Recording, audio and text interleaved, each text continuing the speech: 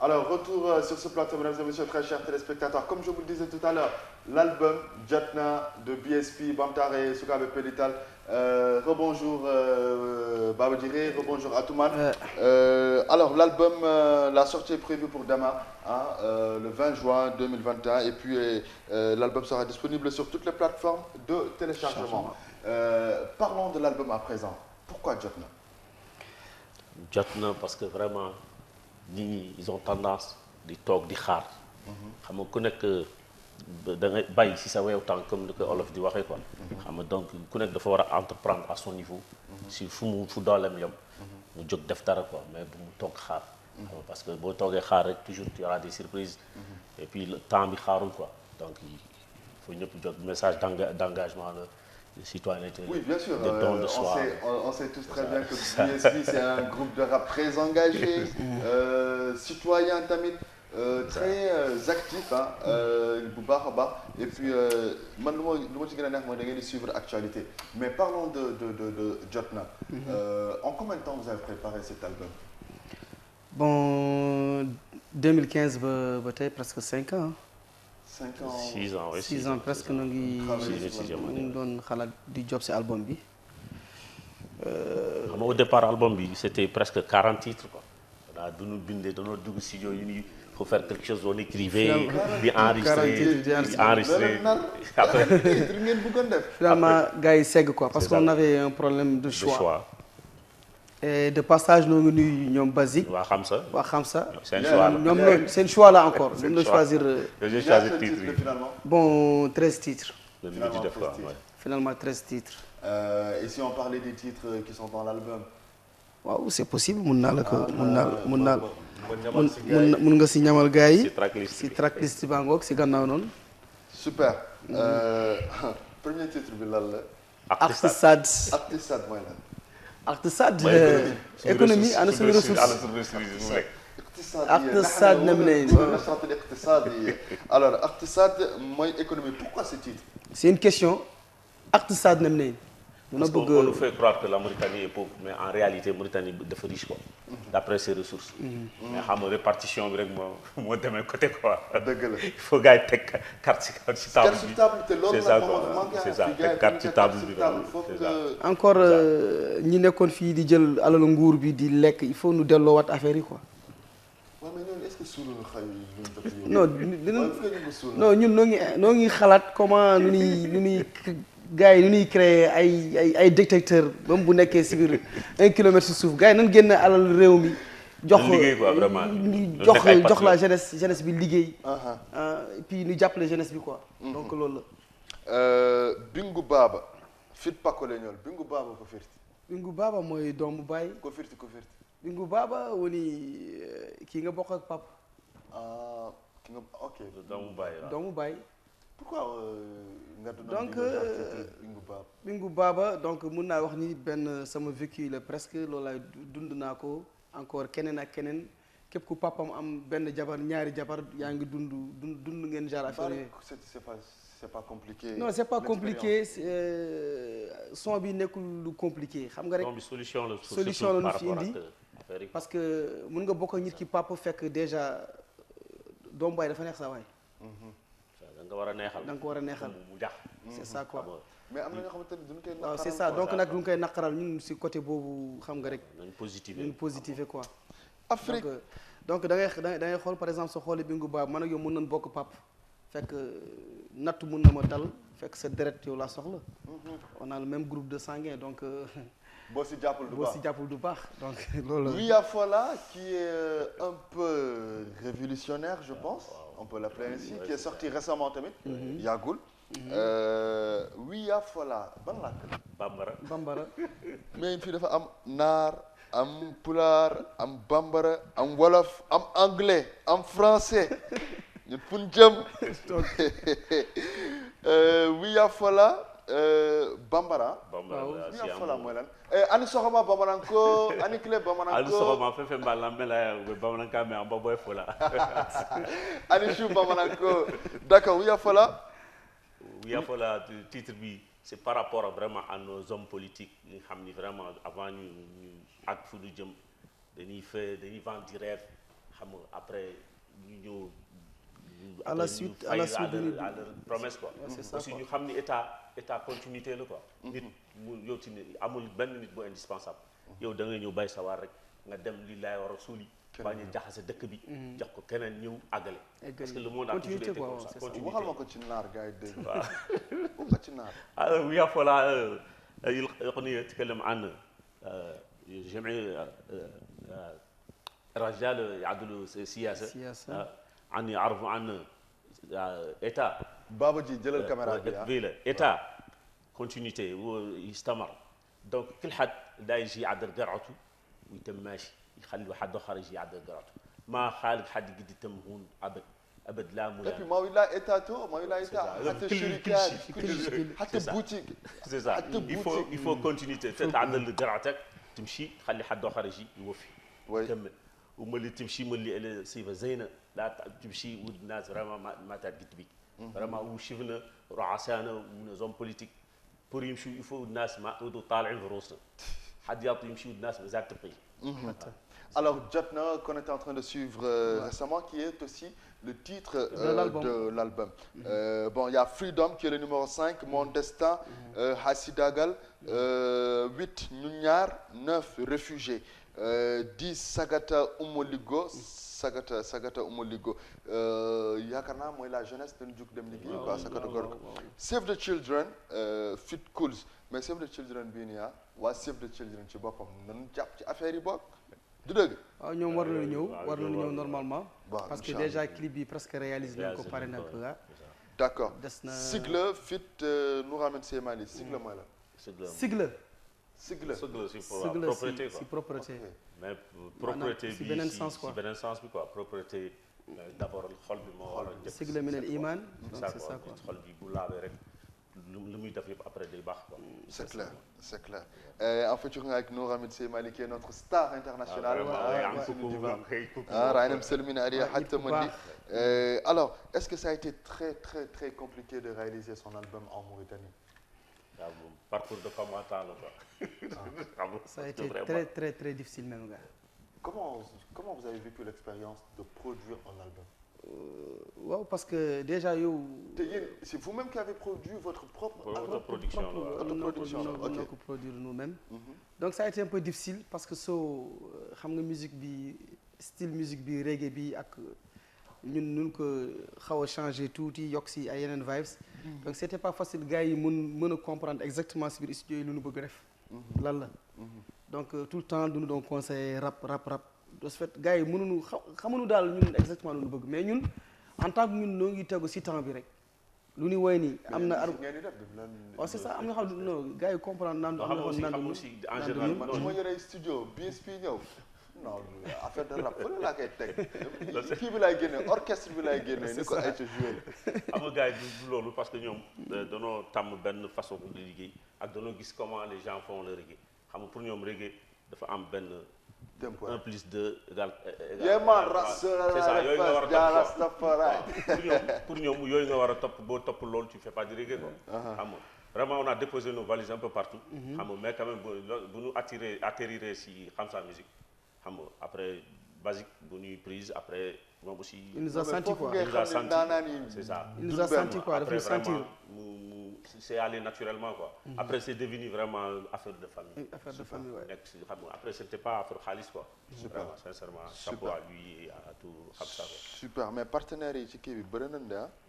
non partenaires yi. kooku delloo jukkal la pour yéen di. waaw mais d'accord remerciement ah xam naa damay daal di jàpp kii bi rek.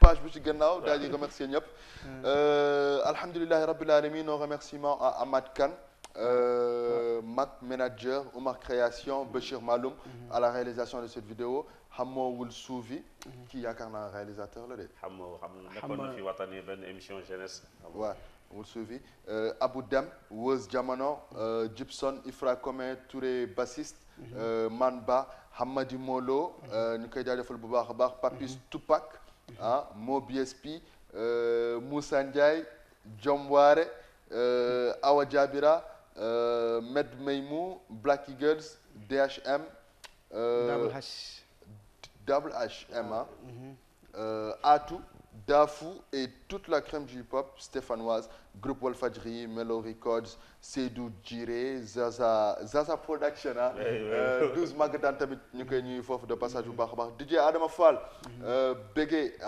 DJ Féroce, Mamadou Beydi Gueye, Issa Ndiaye, DJ Alim Hamid, DJ Paco, DJ Bamba, Khadim Bamba, Desi Dez, 222 hip-hop, et Bax Camara de Raprim Radio.com,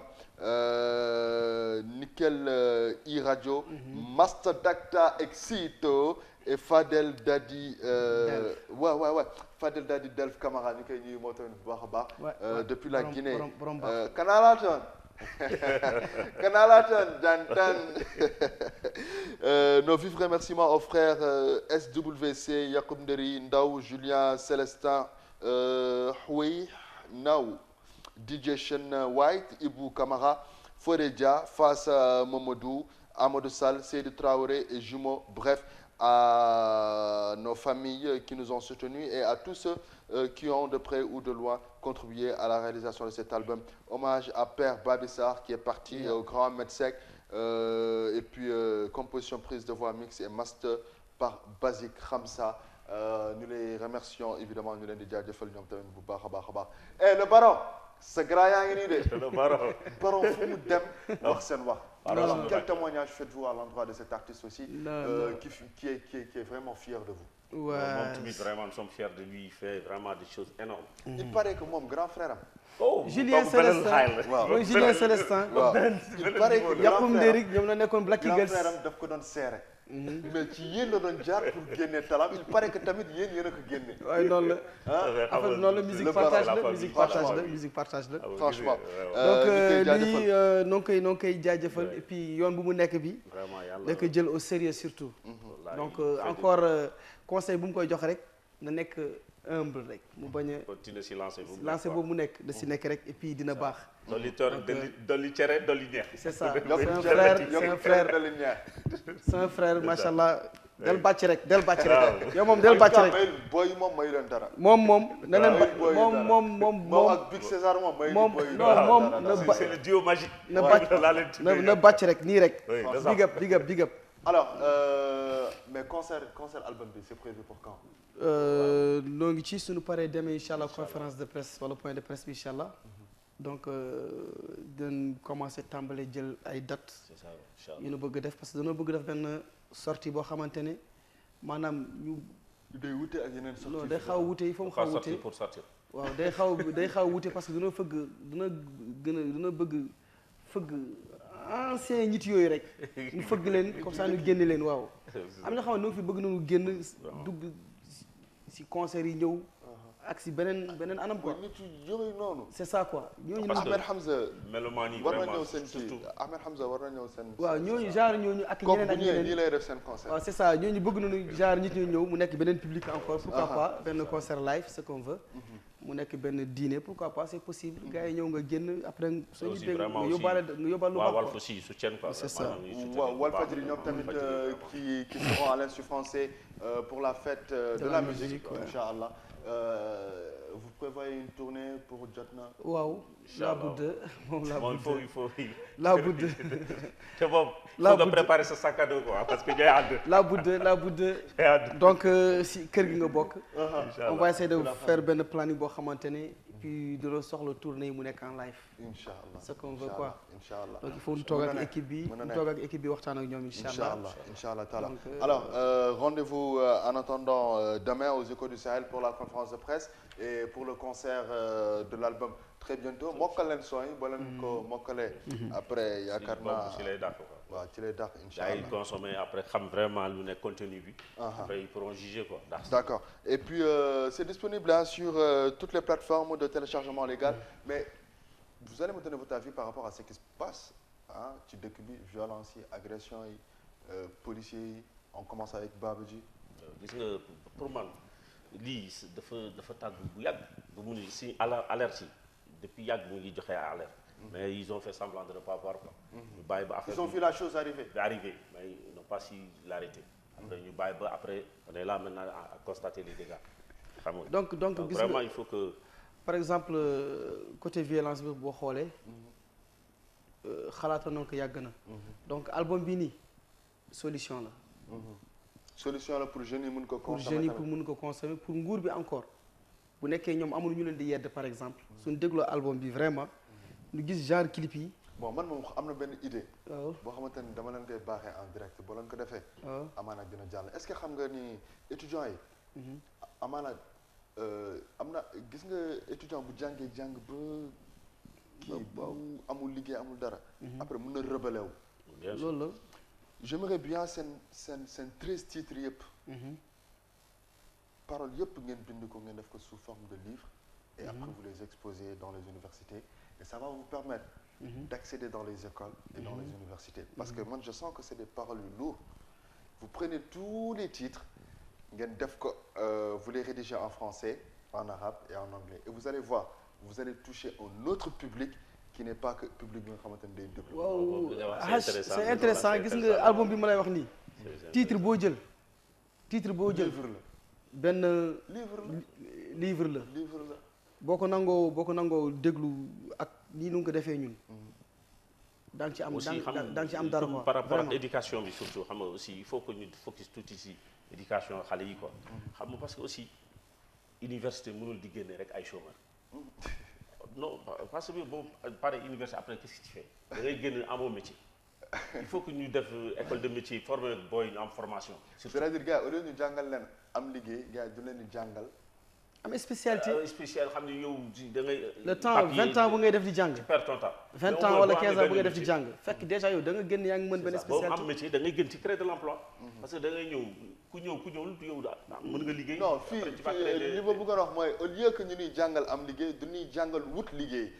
naas wut au lieu que يعاونون جبر الشغلة شبابنا حد ما يعاونون جبر الشغلة الناس يعاونوهم pour que يلودوا الشغلة ما يعاونوهم pour que جبر الشغلة يا أخي يعاونوهم لكن يلودوا الشغلة دول بيهم شباب كامل عاد يلودوا الشغلة وما فيهم حد من يعرف كمان يجبروا دونك زين حد يعلمهم كمان يجبروا الشغلة ولكن ماو pour que يلودوا الشغلة ناس كامل ورك على يلودوا الشغلة aussi الناس ملي مستوى ما هم واحد خالق واحدين صبارة ils ont un coffre ما شاء الله بالصبر ما شاء الله كون وحدين بداية خلاقهم لين ورك مازالهم يصبروا وحدين صار ما يصبروا ولا ما يجبروا تو يمرقلوا يقلعوا يمشوا يقلعوا والله يأجرسوا يقبلوا لما il faut que الناس surtout الحكومة vraiment نعرف ما تقدر تعطي شغلة الشباب كامل ما توفر aussi شغلة خلي الناس يعيشوا يشتغلوا وملي يشوفوا les jeunes عندهم qui va à émission il y a toujours soutenu parce que marag les talents parce que les talents ils doivent visibilité il faut venir soutenir sahabi jenk wali يقدم c'est important c'est vraiment important mais duñ ko def c'est dommage c'est ça contribue au développement parce que c'est pour cela que chaque fois il y a des fuites de cerveau parce que finalement après personne ne va rester ici franchement nous saluons aussi de passage Fatmatou Denesaou qui est en Belgique aussi, qui travaille pour une chaîne belge maintenant. شوفوا تقدر شوفوا صحافيات موريتاني كاملين يمرقوا من موريتانيا يمشوا يشتغلوا فرنسا امريك c'est dommage vraiment pour la Mauritanie c'est dommage hein c'est Atoumane le mot de la fin gars ñu ngi waaw gars yi nañ ñëw suba noo ngi invité ñëpp ñëw conférence de presse dooleel seen artiste jàppale ñu donc on est votre frère daal donc amul kii amul Nouadhibou amul Kahedi c'est la famille c'est la Mauritanie qui gagne donc on représente la Mauritanie on veut représenter l'Afrique et on va représenter la Mauritanie inchallah international inchallah et l'Afrique vraiment parce que même à travers vos tenues on peut sentir que vous êtes des Africains à travers seen ay langage on peut sentir que vous représentez dignement te lu mu si gën a neex mooy da ngeen ànd ak sagesse bu yéeme franchement en tout cas merci d'être passé sur ce plateau et on se donne rendez-vous demain à la conférence de presse inchallah transition musicale nous allons suivre la vidéo et recevoir ce plateau Boobs Production jotna BSP NDB nouvel album mais concernant le début maa ngi koy xaar avec patience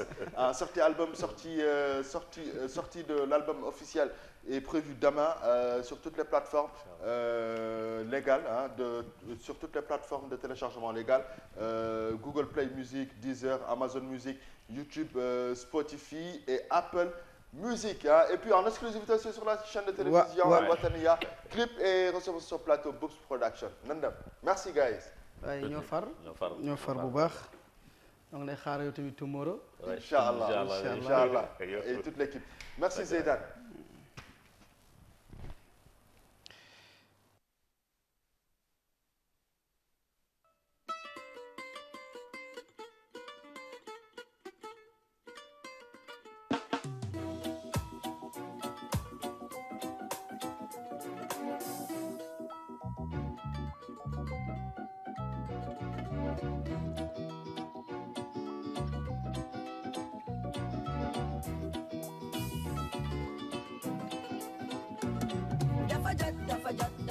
Dafa jot yow lu sopp sunu nation dafa jot yow body go den lady man